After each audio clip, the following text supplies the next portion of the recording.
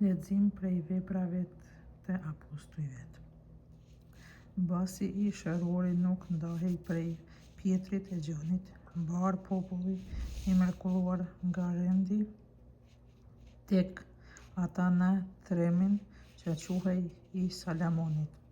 Pjetri kur e pa ju drejtua popullit: burra të Izraelit, pse po çuditeni për këtë gjë? Pse po na shikoni thuaj se ne me fuqinë tonë dhe me përshpirtnin tonë kemi bërë që ky të ecë?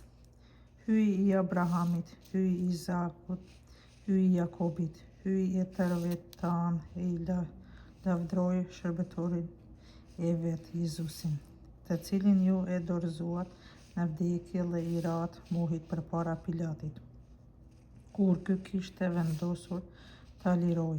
Ju i rat mohit shenjtit dhe të drejtit, e kërkuat që t'ju falej gjakësori, kurse jetë lëndësin e vrat, por atë hyj e ringjalli prej të vdekurve, për çka ne jemi dëshmitar.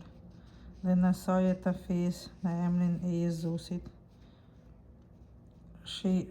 emri i Jezusit i dha forcë këtij njeriu dhe ju e njihni e po e shihni. Feja në të ja ktheu shëndetin e plot këtij njeriu në sy të gjithë njerëzve. Por tani o vëllezër, unë e di se si ju sikër krerët tuaj e bet atë asgjë prej pa dijes, por në këtë mënyrë hyj e çoi në vend atë që e kishte paralajmëruar me gojë të gjithë profetëve, se Mesia i tij do të besonte. Pendohuni pra e kthehuni, që t'ju shlyhen mëkatet. Atëherë Zoti do të çojë ditë ngushëllimi e do t'ju dërgojë Mesinë që për ju e kishte përcaktuar, domethënë Jezusin. Tash për tash Jezusi duhet të qëndrojë në qiell deri në kohën e ripërthrirjes të gjithëmbarshme, për të cilën Jehu ka folur përmes gojës së profetëve të vet të shenjtë që prej kohërave të lashta.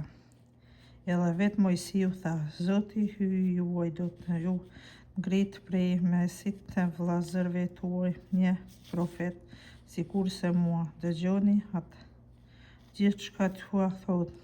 Kushdo që s'ka për ta dëgjuar atë profet, le të shërënoset prej popullit. Po edhe të gjithë profetët që folën qysh prej Samuelit e këtej e gjithashtu i paralajmëruan këto ditë: ju jeni bij profetësh dhe bijtë të beslidhjes që hyj beri me etrit tuaj, kur i tha Abrahamit në saje të pasardhjes të tu do bekohet në gjithë fiset e tokës.